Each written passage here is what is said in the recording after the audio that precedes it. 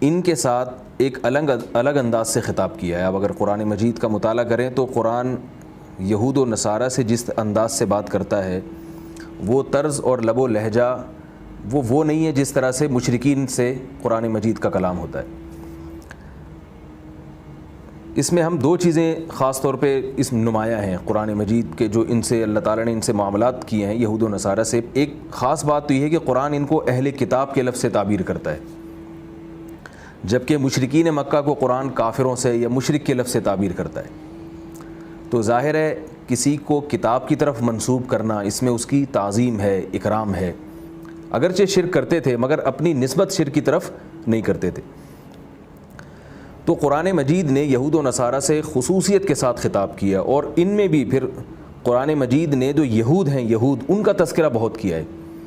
وجہ اس کی یہ ہے کہ یہود کے پاس علم عیسائیوں سے زیادہ تھا، اور یہود حضرت موسیٰ علیہ السلام کی تعلیمات کو جانتے تھے، موسیٰ علیہ السلام پر ایمان لائے تھے، اور بہت سارے پیغمبر اللہ نے ان میں بھیجے ہیں یہ حضرت یعقوب علیہ السلام کی اولاد میں سے تھے. تو چونکہ یہاں سے یہود کو الگ سے خطاب ہو رہا ہے، اس خطاب میں کیا کیا باتیں ہیں وہ میں انشاءاللہ اس کا خلاصہ بھی آپ کے سامنے پیش کروں گا. پہلے میں تھوڑا سا یہودیوں کی تاریخ بیان کر دوں مختصراً، تاکہ قرآن مجید میں جہاں بھی یہود کا تذکرہ آتا ہے یا بنی اسرائیل کا تذکرہ آتا ہے تو ہمارے سامنے ایک تھوڑی سی اس کا ایک بیک گراؤنڈ ہونا چاہیے کہ یہ یہود کون لوگ ہیں، یہ یعنی قرآن مجید ان سے اتنی خصوصیت کے ساتھ خطاب کیوں کرتا ہے. حضرت ابراہیم علیہ السلام جو اللہ کے خلیل ہیں، آپ کے دو بیٹے تھے، ایک کا نام حضرت اسحاق اور دوسرے کا نام حضرت اسماعیل. حضرت اسحاق علیہ السلام کو شام کی سرزمین میں رکھا گیا جسے فلسطین بھی کہا جاتا ہے، اور جہاں بیت المقدس ہے مسجد اقصی. حضرت اسحاق علیہ السلام کی اولاد میں یعقوب علیہ السلام پیدا ہوئے. حضرت یعقوب کا دوسرا نام تھا اسرائیل. بعض مفسرین نے یہ بات لکھی ہے کہ صرف دو پیغمبر ایسے ہیں جن کے متعدد نام ہیں، ایک محمد صلی اللہ علیہ وسلم جن کا نام محمد بھی تھا اور احمد بھی، اور دوسرے حضرت یعقوب علیہ السلام جن کا نام یعقوب بھی تھا اور اسرائیل بھی. اسرائیل یہ عبرانی زبان کا لفظ ہے اور اس کا عربی میں ترجمہ بنتا ہے عبداللہ، اللہ کا بندہ. ایل اللہ کو کہتے تھے اور اسرا کا معنی عبد. تو یعقوب علیہ السلام جب ہجرت کر کے گئے ہیں مصر میں اپنے بیٹے یوسف علیہ السلام کے پاس، وہاں آپ کا خاندان آباد ہوا اور یعقوب علیہ السلام کی نسل بہت زیادہ وہاں پھیلی ہے. تو وہ جتنی نسل یعقوب علیہ السلام کی پھیلی ہے اس پوری نسل کو بنی اسرائیل کے لفظ سے قرآن مجید نے تعبیر کیا. یہ بھی قرآن مجید کا ایک طرز ہے کہ وہ کسی قوم کو خطاب کرنے کے لیے ایک مہذب اور شائستہ لفظ کا انتخاب کرتا ہے. دیکھیں ان کو بنی یعقوب بھی کہا جا سکتا تھا لیکن قرآن نے بنی اسرائیل کا لفظ استعمال کیا کیونکہ اسرائیل کے لفظ میں تعظیم اور تکریم زیادہ ہے، اور اس میں تھوڑی سی ترغیب بھی ہے کہ تم عبداللہ کے بیٹے ہو، یعنی ایک ایسی ذات کے بیٹے ہو جو اللہ کے بندے تھے، تو تم بھی اللہ کے بندے بن کے رہو، تمہیں بھی اپنے باپ کے دین کو فالو کرنا چاہیے.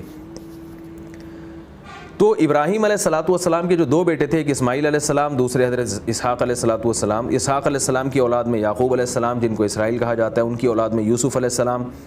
پھر یوسف علیہ السلام کا مشہور واقعہ ہے، مصر چلے گئے، وہاں یوسف علیہ السلام کی نسل چلی ہے آگے جو ساری بنی اسرائیل تھی، اور ہوتے ہوتے پھر وہاں یہ بنی اسرائیل غلام بن گئے، فرعون جیسا بادشاہ مسلط ہو گیا. پھر انہی میں اللہ نے بنی اسرائیل میں حضرت موسیٰ علیہ السلام کو بھیجا.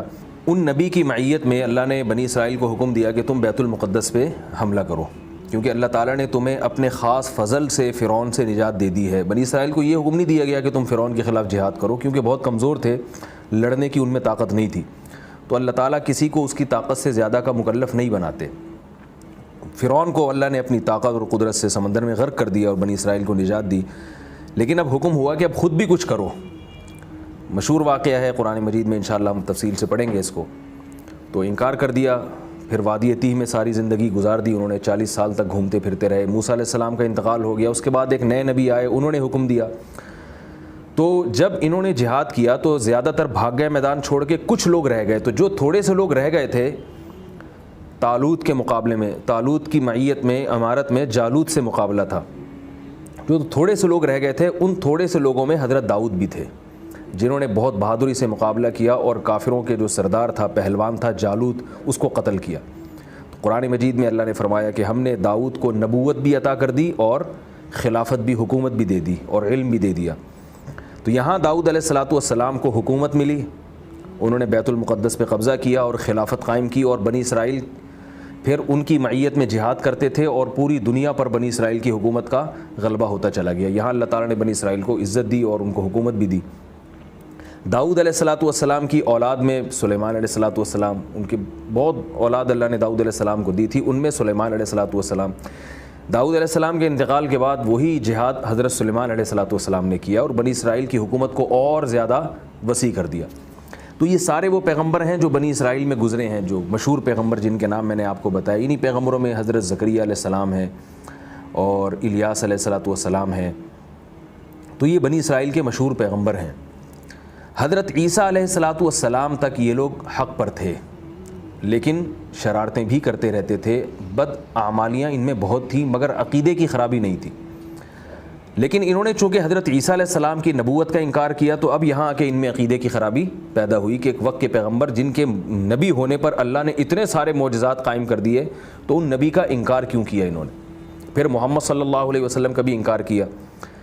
تو البتہ چونکہ ان کے پاس آسمانی کتابوں کا علم بہت تھا، یہ باقاعدہ تورات کے حافظ ہوا کرتے تھے، زبور کے حافظ ہوا کرتے تھے، تو پوری دنیا ان کی طرف دیکھتی تھی کہ اگر محمد صلی اللہ علیہ وسلم سچے نبی ہیں تو یہودی ان پر ایمان کیوں نہیں لاتے. مشرکین مکہ بھی ان کی طرف دیکھا کرتے تھے کہ بھئی یہ ہم سے زیادہ پڑھے لکھے لوگ ہیں اور یہ تورات کا مطالعہ کرتے ہیں، یہ آسمانی کتابوں کو پڑھتے ہیں، ان میں تہذیب زیادہ ہے، تو یہ اگر محمد صلی اللہ علیہ وسلم پر ایمان لائیں گے تو ہم بھی ایمان لے آئیں گے. بہت سے ایمان لائے بھی لیکن اکثر نے انکار کیا.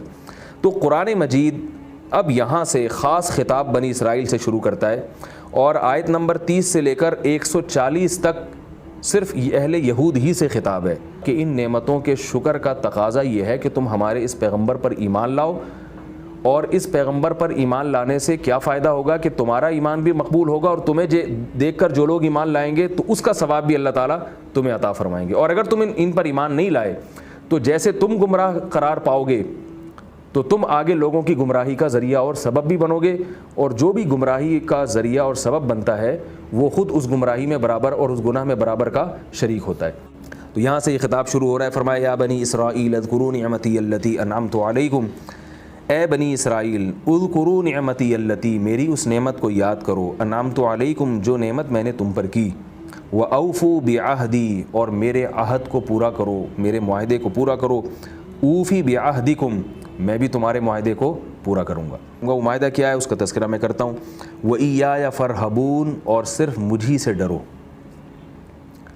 ہوا یہ تھا کہ اللہ تعالیٰ نے بنی اسرائیل سے تورات میں معاہدہ کیا تھا اور اس معاہدے کا اللہ نے قرآن مجید میں بھی ذکر کیا ہے. وَإِذْ أَخَذَ اللَّهُ مِيثَاقَ بَنِي إِسْرَائِيلَ، فرمایا اس وقت کو یاد کرو جب اللہ نے بنی اسرائیل سے معاہدہ لیا. وہ کیا معاہدہ کیا کہ میں جب تمہاری طرف پیغمبر بھیجوں گا تو تم نے ان پیغمبروں پر ایمان لانا ہے. لئن اقمتم الصلاۃ وآتیتم الزکاۃ وآمنتم برسلی وعزرتموہم، کہ اگر تم نے نماز قائم کی اور زکوٰۃ قائم کی، زکوٰۃ ادا کی، تو میں تم پر زمین اور آسمان کی نعمتوں کو برسا دوں گا. یہاں اللہ تعالیٰ نے جو بنی اسرائیل سے معاہدہ کیا اس میں دو چیزوں کا ذکر کیا. ایک پیغمبروں پر ایمان، اس کا تو عقیدے سے تعلق ہے. دوسری چیز ہے عملی زندگی میں بہتری.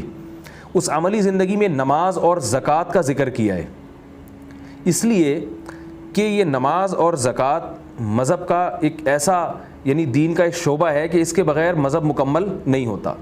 یہودیوں میں یہ خرابی آئی تھی کہ وہ نماز تو پڑھ لیتے تھے مگر زکوٰۃ نہیں دیتے تھے. اس کی وجہ یہ ہے کہ زکوٰۃ جو ہے یہ سود کی بالکل اپوزٹ ہے، یعنی زکوٰۃ جو ہے نا یہ سود کا بالکل الٹ ہے. زکوٰۃ میں کیا ہوتا ہے کہ آپ بغیر کسی انویسٹمنٹ کے آپ فری میں کسی کو پیسے دے رہے ہیں اور اس سے آپ کو کسی قسم کی کوئی توقع نہیں ہے، بلکہ توقع ہو بھی نہیں سکتی، اس لیے کہ زکوٰۃ غریبوں کو دی جاتی ہے. یہودیوں نے کیا کیا، اس کے الٹ کرنا شروع کر دیا کہ نہ صرف یہ کہ زکوٰۃ نہیں دیتے تھے بلکہ دنیا میں سودی نظام کو رائج کیا کہ ہم آپ کو پیسہ دیں گے اس نیت سے کہ آپ وہ پیسہ ہمیں بڑھا کر لوٹائیں گے، اور وہ شرکت اور مزاربت کی بنیاد پر نہیں، جائز تجارت کی بنیاد پر نہیں، بلکہ سود کی بنیاد پر۔ اور سود کے بارے میں اللہ نے قرآن میں فرمایا کہ ہم نے یہودیوں سے معاہدہ لیا تھا کہ تم سود کا معاملہ نہیں کرو گے، یعنی وَأَخْذِهِمُ الرِّبَا وَقَدْ نُهُوا عَنْهُ، فرمایا ان پر لعنت اس لیے بھی ہوئی کہ یہ سود لیا کرتے تھے حالانکہ ان کو اس سے روکا گیا تھا۔ تو معلوم یہ بھی ہوا کہ سود جیسے ہماری شریعت میں حرام ہے، اللہ نے پچھلی شریعتوں میں بھی سود کو حرام قرار دیا تھا۔ اس کی تائید ایک اور قرآن مجید کی آیت سے ہوتی ہے، فرمایا يَمْحَقُ اللَّهُ الرِّبَا وَيُرْبِي الصَّدَقَاتِ، کہ اللہ سود کو گھٹاتے ہیں اور صدقات کو بڑھاتے ہیں۔ یہاں بھی اللہ نے صدقہ اور خیرات کو سود کے مقابلے میں ذکر کیا ہے۔ تو اللہ تعالیٰ نے قرآن مجید میں فرمایا کہ میں نے تم سے جو معاہدہ کیا تھا کہ تم پیغمبروں پر ایمان لاؤ اور سودی معاملے کو ترک کر کے زکوٰۃ کے نظام کو قائم کرو، تو تم اس معاہدے کو پورا کرو گے تو میں معاہدہ پورا کروں گا، تمہیں دنیا کی بادشاہت دوں گا۔ کیونکہ یہودی ہر وقت اس انتظار میں، ابھی بھی اس انتظار میں ہے کہ ہمیں دنیا کی بادشاہت ملنے والی۔ ہزاروں سال سے جب سے ان سے بادشاہت چھینی ہے سلیمان علیہ السلام کے بعد، اس وقت سے یہودی اسی چکر میں لگے ہوئے ہیں کہ ہمیں وہ بادشاہت دوبارہ مل جائے۔ اور آج جو فلسطین کا مسئلہ چل رہا ہے کہ یہودیوں کے جو نقشے بنے ہوئے ہیں کہ مدینہ میں بھی یہاں ہماری حکومت ہوگی اور یہاں ہماری حکومت ہوگی، تو اللہ فرما رہے ہیں کہ یہ نہیں ہو سکتا، تم اپنا معاہدہ پورا کرو گے تو میں تم سے اپنا معاہدہ پورا کروں گا، اور تم معاہدہ پورا نہیں کر رہے، تم پیغمبر پر ایمان نہیں لا رہے، تم دنیا میں سودی نظام کو رائج کر رہے ہو، تم زکوٰۃ کا نظام کو رائج نہیں کر رہے، تو تمہیں کچھ وقتی دولت تو حاصل ہو جائے گی، لیکن جو امیدیں تم لگا کے بیٹھے ہوئے وہ امیدیں تمہاری کبھی بھی پوری نہیں ہوں گی۔ آگے فرمایا وَإِيَّايَ فَارْهَبُونِ، اور صرف مجھے سے ڈرو۔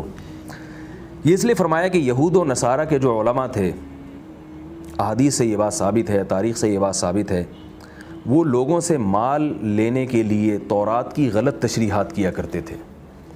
تورات میں رسول اللہ صلی اللہ علیہ وسلم کی جو علامات ہیں وہ اب تک موجود ہیں، اور قرآن کے الفاظ ہیں یعرفونہ کما یعرفون ابناءہم، یہ محمد صلی اللہ علیہ وسلم کو ایسے پہچانتے ہیں جیسے اپنے بیٹے کو کوئی پہچانتا ہے۔ باپ جیسے اپنے بیٹے کو دیکھ کر کبھی اس کو اشتباہ نہیں ہوتا کہ یہ میرا ہے یا کسی اور کا ہے، باپ کو اپنے بیٹے کے بارے میں پتہ ہوتا ہے یہ میرا بیٹا ہے۔ تو اللہ فرماتے ہیں جیسے باپ اپنے بیٹے کے بارے میں کبھی اشتباہ کا اس کو خطرہ نہیں ہوتا، تو ایسے ہی یہودیوں کے جو علماء ہیں ان کو محمد صلی اللہ علیہ وسلم کے سچے نبی ہونے کا بالکل اسی طرح یقین ہے۔ تو اللہ فرماتے ہیں اس یقین کے باوجود تم کیوں ہی نہیں لوگوں میں جا کے اپنی عوام میں گواہی دیتے کہ یہ وہی پیغمبر ہیں جن کا تورات میں تذکرہ ہے۔ مگر یہودی یہ گواہی دو وجہ سے نہیں دیتے تھے۔ ایک تو یہ کہ ان کو پتہ تھا کہ اگر ہم محمد صلی اللہ علیہ وسلم کو نبی مان لیتے ہیں تو پھر ہماری جو پیری ہے اور ہماری جو بزرگی ہے وہ ختم ہو جائے گی، کیونکہ وقت کے نبی کے سامنے اس کے مقابلے میں کوئی بزرگ نہیں رہتا اور کوئی پیر و مرشد نہیں رہتا۔ ان کو سب کو نبی کے سامنے اپنے سر کو جھکانا پڑتا ہے، اپنے آپ کو سپرد کرنا پڑتا ہے۔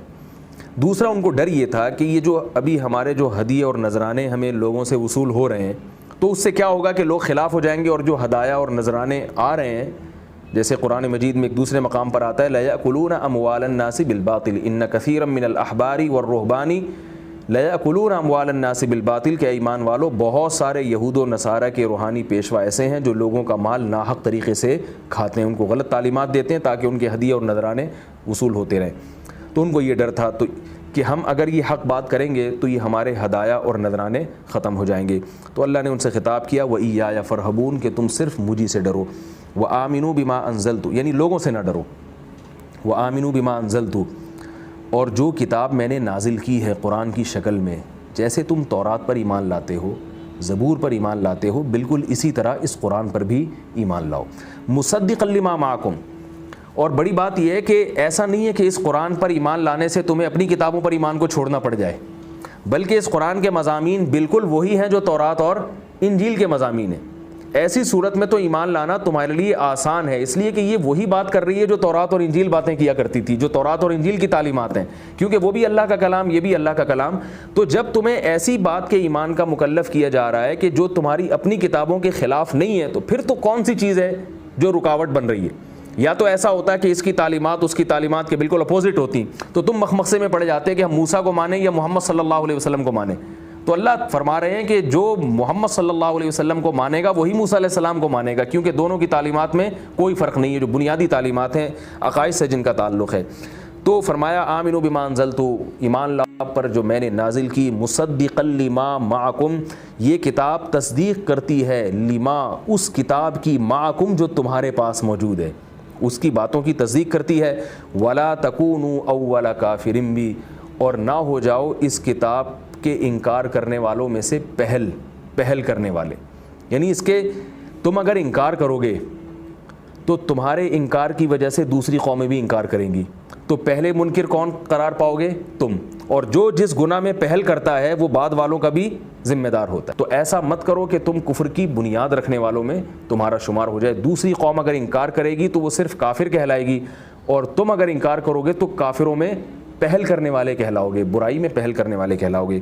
آگے فرمایا وَلَا تَشْتَرُوا بِآيَاتِي ثَمَنًا قَلِيلًا، اور میری آیات کو چند ٹکوں کے بدلے میں نہ بیچو، یعنی تورات میں جو تمہیں محمد صلی اللہ علیہ وسلم اور اسلام کے بارے میں جو باتیں لکھی ہوئی ہیں وہ اپنی قوم کو کلیئر اور صاف انداز سے بیان کر دو۔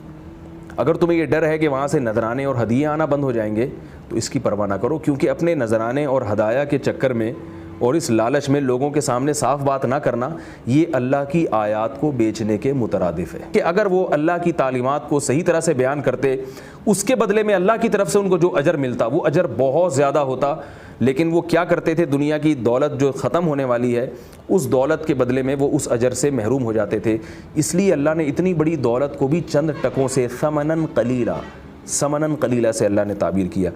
آگے فرمایا وَإِيَّايَ فَاتَّقُونَ، اور صرف مجھی سے ڈرو، اس بات سے نہ ڈرو کہ لوگوں کی مخالفت ہوگی اور لوگ تم سے دور ہو جائیں گے۔ آگے فرمایا وَلَا تَلْبِسُوا الْحَقَّ بِالْبَاطِلِ، حق کو باطل کے ساتھ ملتبس نہ کرو، حق کو باطل کے ساتھ یعنی ایسا گڈمٹ کر کے لوگوں کے سامنے تورات کو بیان نہ کرو کہ لوگوں کو سمجھ میں ہی نہ آئے کہ تورات کا اصل مضمون ہے کیا۔ بعض دفعہ ایک بات صاف ہوتی ہے، ایک حکم ہوتا ہے قرآن میں یا تورات میں، لیکن آپ کو پتہ ہے کہ اگر میں نے بالکل اسی طرح بیان کر دیا جس طرح لکھا ہوا ہے تو لوگ میرے خلاف ہو جائیں گے، تو آپ کیا کرتے ہیں؟ جو لکھی ہوئی بات ہے نا اس کو تھوڑا سا دائیں بائیں گھما پھرا کے اس طرح سے بیان کرتے ہیں کہ وہ سامنے والے کی سمجھ میں نہ آئے یا وہ اس کا غلط مفہوم مراد لے لے۔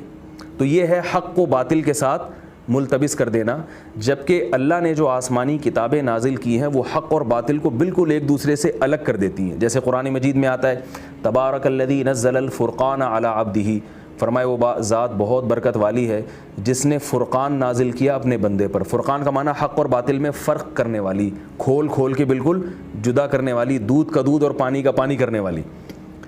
بہت سارے معاملات میں جو تمہیں اشتباہ ہو سکتا تھا ان میں تمہارے کانسیپٹ کو کلیئر کرنے والی، تو وہ تو کلیئر کر کے بیان کر رہی ہے، مگر لوگ چونکہ براہ راست نہیں سمجھتے کتابوں کو، زبان سے بعض دفعہ واقف نہیں ہوتے، بعض دفعہ اس کی تفسیر سے واقف نہیں ہوتے، بعض دفعہ شان نزول سے واقف نہیں ہوتے، تو اب یہاں پر ایک باطل عالم کو یہ موقع مل جاتا ہے کہ وہ آیتوں کو غلط انداز سے بیان کر کے اپنے باطل مطلب میں اس کو استعمال کرے۔ تو اللہ فرماتے ہیں کہ وَلَا تَلْبِسُوا الْحَقَّ بِالْبَاطِلِ، دو جرائم مت کرو، ایک جرم تو یہ کہ حق اور باطل میں گڑبڑ نہ کرو، مکس نہ کرو اس کو، اور دوسرا وَتَكْتُمُوا الْحَقَّ، حق کو چھپاؤ بھی نہیں۔ بعض دفعہ کچھ احکام تورات میں ہوتے تھے، میں اس کی آگے انشاءاللہ یہ رکوع ترجمہ ہو جائے تو میں اس کی ایک مثال دیتا ہوں کہ کیسے چھپایا کرتے تھے۔ تو بعض دفعہ کیا کرتے تھے؟ بتاتے ہی نہیں تھے۔ اب تورات میں ایک حکم لکھا ہوا ہے واضح طور پر، اسی کی مثال لے لیں، محمد صلی اللہ علیہ وسلم کی علامات لکھی ہوئی ہیں کہ ایک نیا نبی آئے گا، عرب میں ہوگا، اس کی یہ علامات ہیں، تو ایسی آیتوں کو صرف زبانی تلاوت کیا کرتے تھے، اس کا ترجمہ اور مفہوم عوام کو بتاتے ہی نہیں تھے، یعنی جب درس دیتے تھے تو اس طرح کی آیات سے گزر جایا کرتے تھے، وہ عوام کے سامنے بتاتے نہیں تھے، اور اس قسم کے بہت سارے احکام تھے۔ تو اللہ فرماتے ہیں وَتَكْتُمُوا الْحَقَّ، حق کو چھپایا مت کرو۔ اس کی ایک مثال ملتی ہے جو پہلے بھی میں درس میں دے چکا ہوں۔ تورات میں یہ بات لکھی ہوئی تھی کہ شادی شدہ مرد یا شادی شدہ عورت اگر زنا کرے تو اسے پتھروں سے مار کے ہلاک کیا جائے گا، یہ تورات کا حکم تھا۔ اب جیسے آج کل بھی آپ نے ہمارے بہت سارے مفکر دیکھے ہوں گے جو سمجھتے ہیں کہ اگر ہم نے اس حکم کو ٹیلی ویژن میں بیٹھ کے بیان کر دیا تو اس سے گویا اسلام بدنام ہو جائے گا، غیر مسلم کیا کہیں گے کہ ان کے مذہب میں اتنی شدید، یعنی گویا یہ تو ظلم ہے۔ تو بھائی اب یہ ظلم ہے یا نہیں، یہ تو اللہ کا کام ہے نا، یہ ہمارا تو کام یہ ہے کہ جو بات قرآن و سنت میں جس طرح سے ہے ہم اس کو اسی طرح سے لوگوں کے سامنے بیان کریں۔ تو آج بھی آپ نے اس طرح کے بہت سارے لوگ دیکھے ہوں گے جو گویا اپنے خیال کے مطابق اسلام کو بدنامی سے بچانے کے لیے، یہ اپنے آپ کو بدنامی سے بچانے کے لیے اسلام کی ایسے تشریح کرتے ہیں جس سے لوگ تو خوش ہو جاتے ہیں مگر وہ اسلام کا حکم نہیں ہوتا۔ تو یہودیوں کے دور میں ایک ایسا کیس ہوا نبی صلی اللہ علیہ وسلم کی موجودگی میں کہ یہودیوں میں کسی شادی شدہ مرد نے کسی میرڈ لڑکی سے زنا کر لیا اور گواہوں سے ثابت ہو گیا. جب یہ یہودی پادریوں کے پاس یہ کیس گیا، یہودیوں کے جو مذہبی رہنما ہیں ان کے پاس جب یہ کیس گیا تو وہ جانتے تھے کہ تورات میں لکھا ہوا ہے کہ ان کو پکڑ کے رجم کر دو، پتھروں سے مار کے ہلاک کر دو. اب ان کا ڈر ہوا کہ اگر ہم یہ تورات کا حکم پڑھ کے سنائیں گے تو مسئلہ یہ ہوگا کہ لوگ ہم سے بدگمان ہوں گے، دور ہو جائیں گے. تو انہوں نے لوگوں سے یہ کہا کہ بھئی اس کیس کو محمد صلی اللہ علیہ وسلم کے پاس لے جاؤ، وہ جو فیصلہ کریں اس فیصلے کو قبول کر لو. تو یہ لوگ چلے گئے نبی صلی اللہ علیہ وسلم کے پاس. آپ صلی اللہ علیہ وسلم نے فرمایا کہ تم یہودی ہو، ابھی تک تم نے اسلام قبول نہیں کیا ہے، تو تورات کا جو فیصلہ ہوگا وہی تم پہ نافذ کروں گا. شریعت میں جائز ہے کہ اگر کوئی غیر مسلم ہے اور وہ اسلام جب تک قبول نہیں کرتا تو اس کی اجازت ہے شریعت میں کہ آپ اس کو اسی کے مذہب کے مطابق اس پر فیصلہ کریں. تو نبی صلی اللہ علیہ وسلم نے اسی اصول کے تحت حکم دیا کہ تورات لائی جائے، اور تورات میں جو حکم ہے شادی شدہ مرد کے زنا کے بارے میں اسی حکم کو ان پہ نافذ کیا جائے. تورات لائی گئی. یہودی عالم نے جب تورات کی تلاوت شروع کی تو یہ ہوشیاری کی کہ تورات میں جہاں رجم کی آیات تھیں وہاں انہوں نے ہاتھ رکھ لیا اور وہ آیات چھوڑ کے بقیہ آیات تلاوت کرنا، ان آیات کی تلاوت انہوں نے شروع کر دی. حضرت عبداللہ ابن عبد السلام رضی اللہ تعالیٰ عنہ بھی یہودی تھے، اسلام قبول کر چکے تھے، وہ تورات کے حافظ تھے. وہ سمجھ گئے کہ یہ جو ہے نا انہوں نے درمیان سے 2-4 آیتیں یہ پی گئے ہیں، یہ جو ہے بغیر تلاوت کیے آگے بڑھ گئے. تو انہوں نے فوراً کیا کیا کہ اس یہودی عالم کا ہاتھ تورات سے ہٹایا. تو حدیث کے الفاظ ہیں فَإِذَا آیَةُ الرَّجْمِ تَلُوحُ، جو رجم والی آیات ہیں وہ چمک رہی تھیں، بالکل واضح نظر آ رہی تھی کہ اللہ تعالیٰ نے رجم کا حکم دیا ہے. تو آپ صلی اللہ علیہ وسلم نے پھر اس کے مطابق فیصلہ کیا اور فرمایا کہ ان کو رجم کیا جائے. تو یہ ہے کتمان حق، کہ جو بات ہے اسے کھول کے بیان نہ کرنا. تو اللہ فرماتے ہیں نہ تو حق اور باطل کو آپس میں مکس کرو، گڑبڑ کرو، اور نہ حق کو چھپاؤ. وَأَنْتُمْ تَعْلَمُونَ، جبکہ تمہیں علم بھی ہے، تم جانتے ہو کہ ہم غلط کر رہے ہیں. وَأَقِيمُوا الصَّلَاةَ وَآتُوا الزَّكَاةَ، اور نماز قائم کرو اور زکوٰۃ ادا کرو. وَارْكَعُوا مَعَ الرَّاكِعِينَ، اور رکوع کرنے والوں کے ساتھ رکوع کیا کرو. رکوع کرنے والوں کے ساتھ رکوع کیا کرو، یہ نماز کا انہیں حکم دیا جا رہا ہے کہ نماز پڑھا کرو.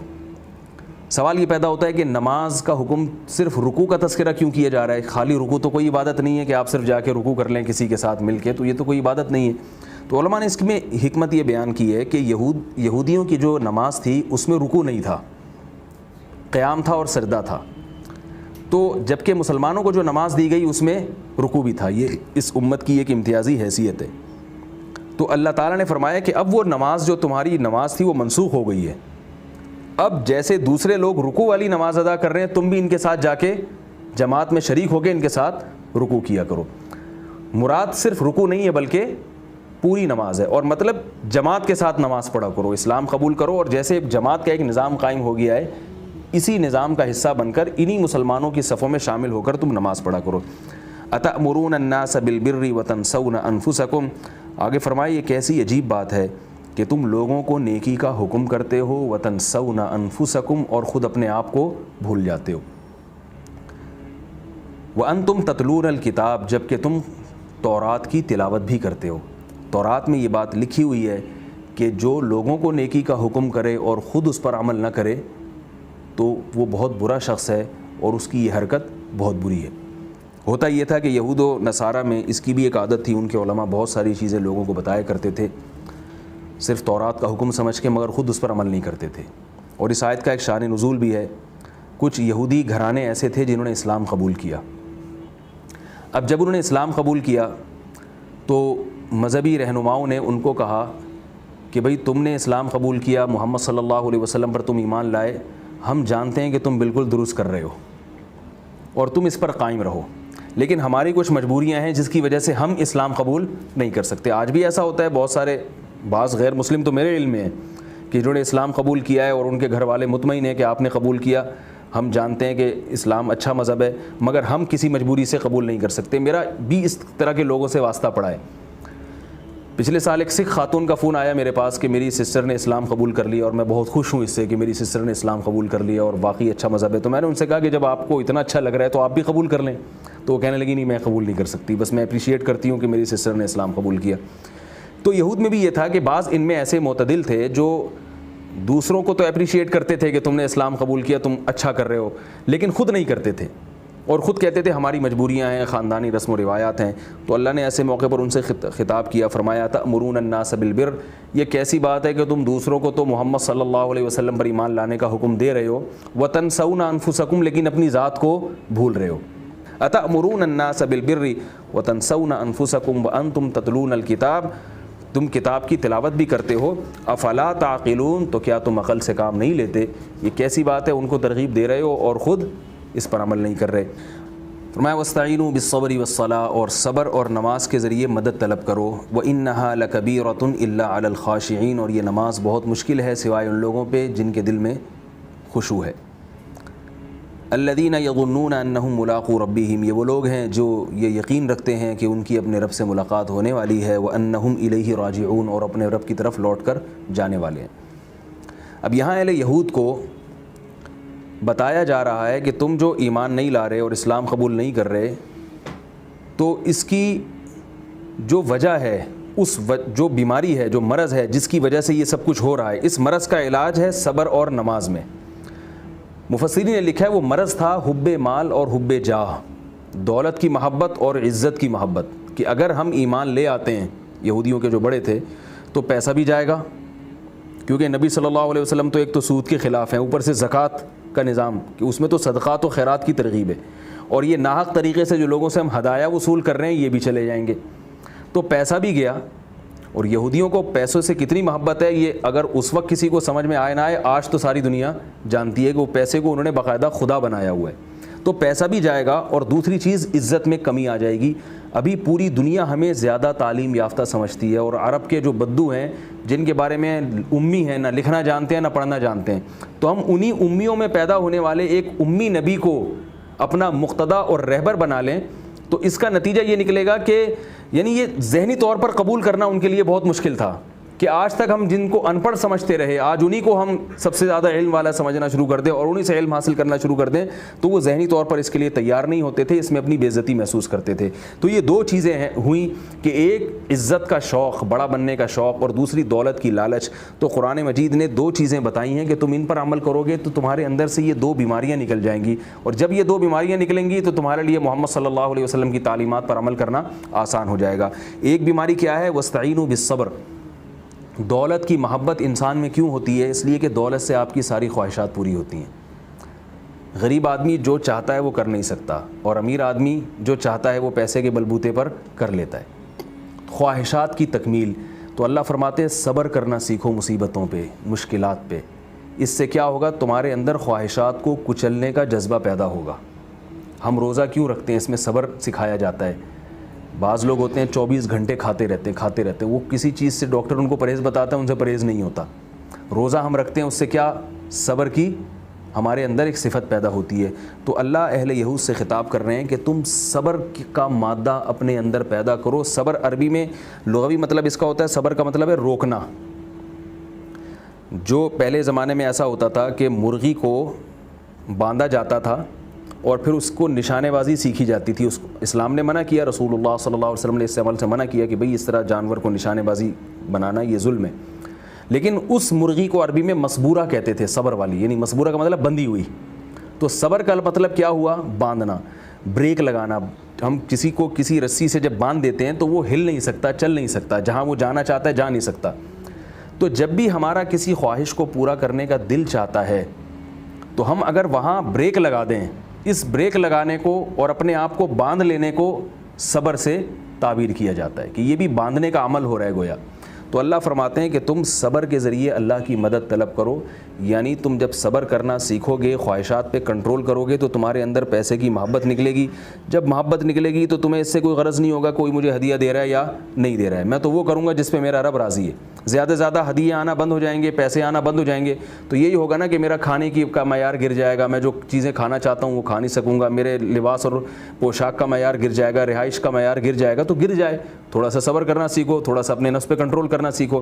تو یہ تو صبر کے ذریعے تمہاری مال کی جو محبت ہے وہ صبر کے ذریعے نکلے گی، اور تمہارے اندر جو بڑائی ہے، ہم بڑے ہیں اور ہم کسی کو قبول کیوں کر لیں، وہ بڑائی کا علاج کیا ہے؟ نماز، کیونکہ نماز اول سے آخر تک تواضع اور انکساری سکھاتی ہے۔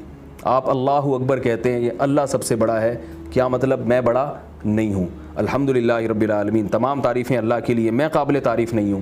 پھر آپ رکوع کرتے ہیں، پھر سر سجدے میں رکھ کے سبحان ربی الاعلیٰ کہتے ہیں۔ تو جو خشوع و خضوع سے جو لوگ نماز پڑھتے ہیں ان کے اندر اللہ تواضع اور انکساری پیدا کر دیتے ہیں، اور تواضع و انکساری جب آئے گی تو تمہارے لیے محمد صلی اللہ علیہ وسلم کی تعلیمات کو قبول کرنا آسان ہو جائے گا۔ اور یہاں قرآن نے پھر بتایا کہ یہ نماز مشکل ہے سوائے ان لوگوں پر جن میں خشوع ہوتا ہے۔ خود نماز پہ آنا بھی تو ایک اچھا خاصا مشکل کام ہے، یعنی کوئی یہ اشکال کر سکتا ہے کہ بھائی ہم محمد صلی اللہ علیہ وسلم کی تعلیمات کو فالو کریں، اس کے لیے پہلے ہمیں نمازی بننا پڑے گا، تو خود اس نمازی بنانے کے لیے بھی تو کوئی نسخہ ہونا چاہیے، تو وہ نسخہ اللہ تعالیٰ نے آگے بیان کیا، فرمایا اس کا طریقہ یہ ہے کہ تم اپنے اندر خشوع پیدا کر لو۔ خشوع کیسے پیدا ہوگا؟ الذین یظنون انہم ملاقو ربہم، تم ہر وقت یہ گمان رکھا کرو کہ ہماری اپنے رب سے ملاقات ہونے والی ہے۔ جب تمہارے ذہن میں یہ تصور آئے گا نا کہ یہ دنیا ختم ہونے والی ہے، ایک دن رب کی عدالت میں کھڑے ہو کر اس کے سامنے حساب و کتاب دینا ہے، تو ظاہر ہے پھر جو کچھ کرو گے اس کے بارے میں خوف پیدا ہوگا کہ بھئی ہمیں اس کا حساب دینا ہے۔ ابھی تم صرف اس دنیا کو دیکھ رہے ہو، تو آخرت کا تصور پیدا کرو۔ انہم ملاقو ربہم، وہ لوگ ہیں جو اپنے رب سے ملاقات کی امید رکھتے ہیں، وانہم الیہ راجعون، اور ان کو یہ یقین ہے کہ ہم نے ایک دن اپنے رب کی طرف لوٹ کر جانا ہے۔ تو یہ استحضار جب پیدا ہو جائے گا تو تمہارے دلوں میں خشوع پیدا ہو جائے گا، اور جب خشوع پیدا ہوگا تو نماز پڑھنا تمہارے لیے آسان۔ تو اللہ فرماتے ہیں کہ تم جو لوگوں اپنے آپ کو ہمیشہ لوگوں سے کمپیئر کرتے ہو کہ اگر ہم نے محمد صلی اللہ علیہ وسلم کو تسلیم کر لیا تو ان لوگوں کی نظر میں ہمارا وہ مقام نہیں رہے گا، اس سے تمہارے اندر تکبر پیدا ہو رہا ہے۔ تم اپنے آپ کو اللہ کے سامنے رکھا کرو، تم یہ دیکھو کہ تمہیں ایمان لانے کا حکم اللہ کی ذات دے رہی ہے، اللہ طاقتور ہے، اس کے سامنے جب اپنے آپ کو رکھو گے تو تمہیں اپنے کمتر اور حقیر ہونے کا احساس ہوگا، اس سے تمہارے دل کے اندر خشوع پیدا ہوگا۔